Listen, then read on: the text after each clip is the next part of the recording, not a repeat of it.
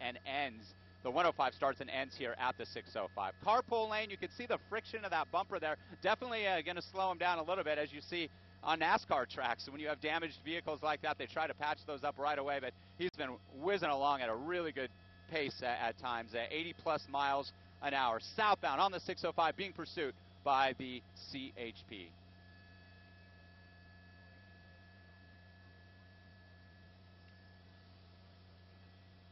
Yeah.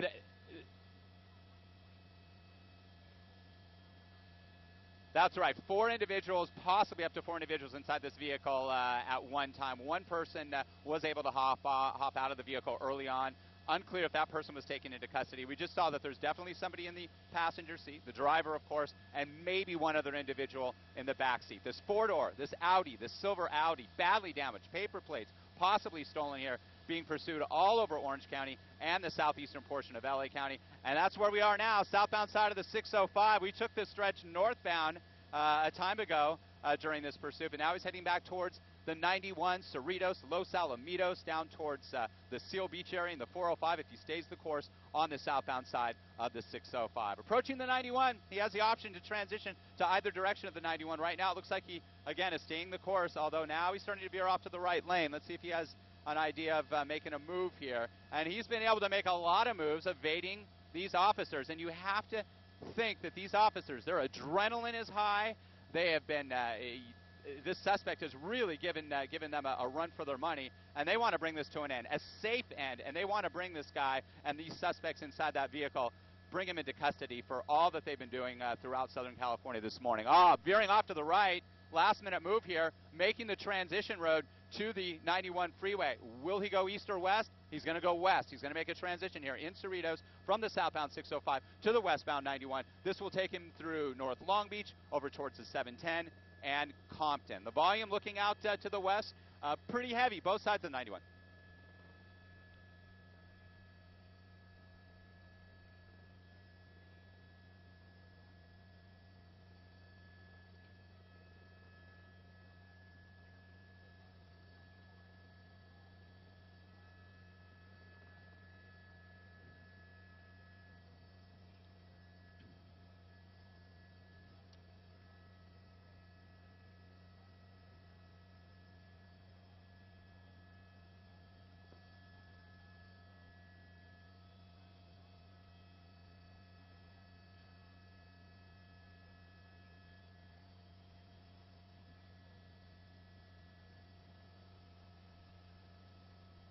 Exiting.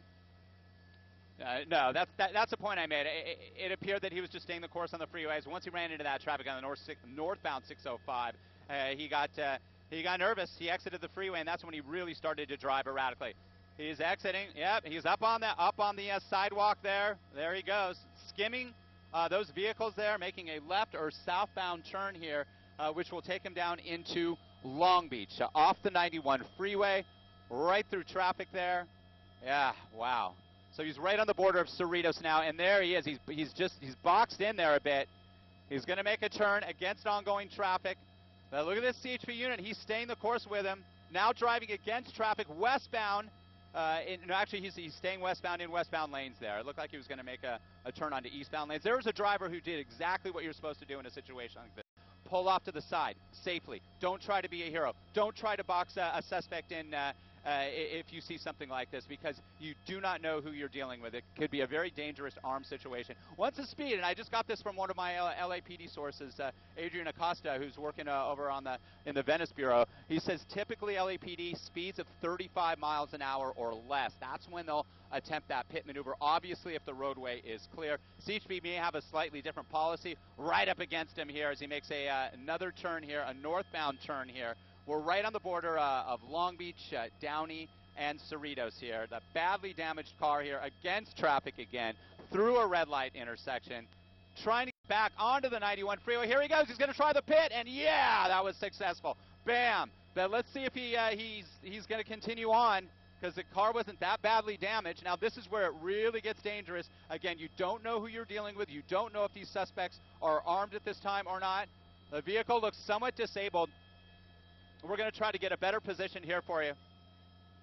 There are other units That's why they can't. That's why he's not moving there as we widen out. That's an on-ramp here where he was pitted.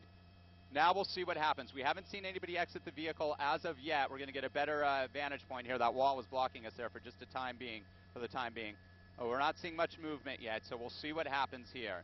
This could turn into a standoff. The officers are already ordering the suspects to exit the vehicle. Arms visible. Clear orders. There's a K-9 unit there. They're prepared.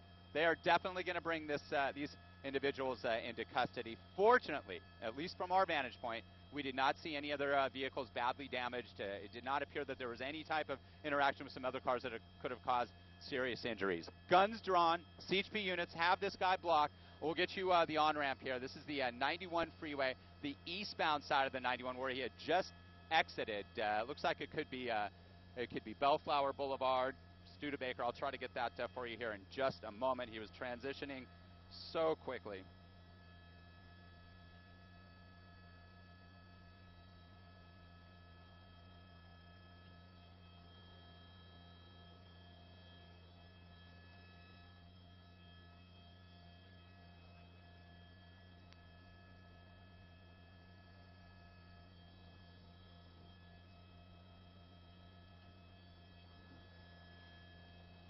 And it looks like this is Clark. It looks like this is Clark Avenue, the Clark Avenue on-ramp to the eastbound side of the 91 in the community of Bellflower here, where this pursuit has come to an end. Look at all the units arrive on scene here. Again, he has nowhere to go,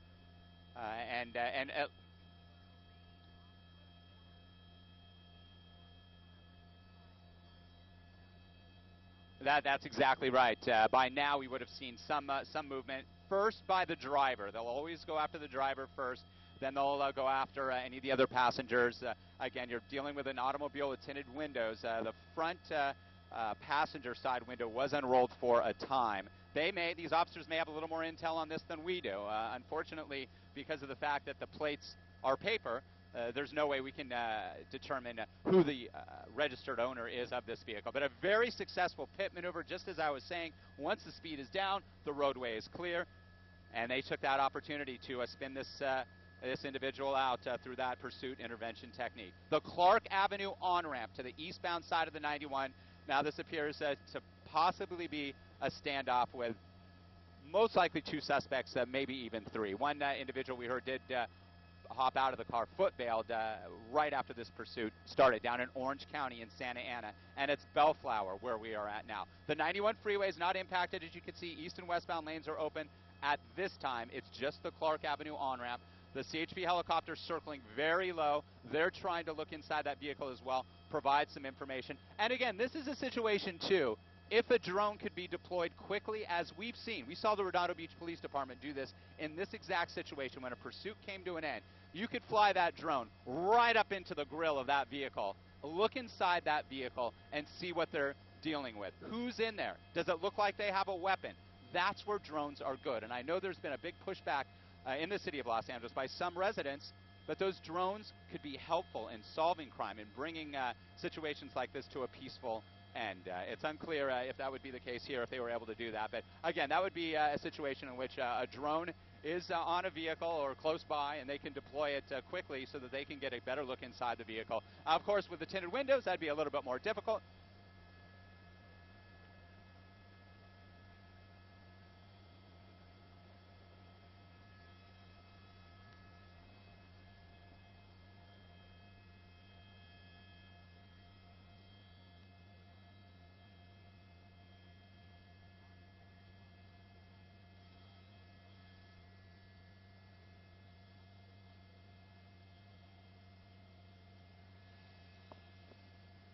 They're not going anywhere. These suspects aren't going anywhere. And we're going to get a better vantage point here, looking inside the driver's window, which is rolled down. Arms were flailing there, we could see, for a time. Clearly he's not giving up. Clearly he's not doing what he's told. The officers have given very strict and detailed instructions, as they always do at the termination of a pursuit, to bring this to a peaceful conclusion. But you can see he's gesturing at these officers. It looks like he's agitated, hands not shown. He could be armed. This is where it Exactly what I said, Bob. When I rolled around here, I said his window was open. We could see his arms flailing, and he was looking out at the officers, gesturing towards them, which it just makes the situation even worse. And I've seen pursuits end like this, where the suspect isn't complying. They're reaching for things. They're moving their arms, and at times it ends in an officer-involved shooting because the officers might feel that they're at risk. Their lives are at risk. No question. There's so many scenarios, and I've covered situations like this so many times involving police-related situations, and I've seen, at least from my vantage point, that if a suspect or suspects do exactly what they're told, situations like this end peacefully. Yeah, of course, the suspect, he's going off to jail. They're going off to jail, the suspects, but it ends peacefully. It looks like the window's rolled back up now. The suspect has rolled up the window. He's not giving up, and again, at least one other individual in the car. We heard at one time there may have been up to 4. It's been really difficult because of the tinted windows to determine if that's the case. It appeared that there was at least one individual in the front passenger seat. All right, door is open now. Let's see what happens. It looks like his hand is up. Let's see if he's ready to give himself up. And again, it's the passenger they want to take, or the driver, I should say, they want to take into custody first. He's gesturing something, his keys. Just drop them on the ground, hands up, hands in clear view. He's pushing. Yeah, he's not doing what he's told. He's got to have his hands. He looks like he's gesturing. Hands up, hands up. That's what they're saying. Hands up. Do not put your hands in your pocket. Don't reach for anything. Keep your hands in visible sight, please. Hands up, high above your head. Hands high above your head. That's what they're saying. That's what they're directing this suspect to do. And this is why it's so. He's reaching for something again. And again, these are really fluid situations for officers, and this is why officers get into a situation where they just don't know what they're dealing with. The suspect, Bob, you mentioned, could be under the influence. Maybe he does have a weapon, and now he's still not doing what he's told, unless he's so out of it that he just. It looks like he's gesturing his. And now in a situation like this too, officers can use non-lethal force. They could bring out the beanbags, just to tase him, do something if that's needed. But now it looks like hands back, hands up, hands back.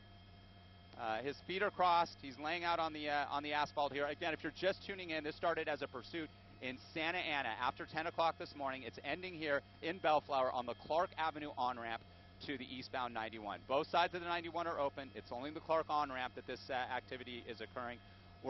But we believe there's at least one other individual, in addition to the driver, that is now laid out on the ramp. So we will see the lead officer approach now. Guns drawn.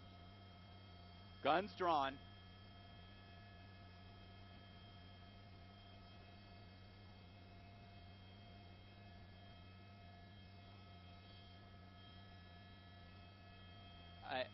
Definitely, yes.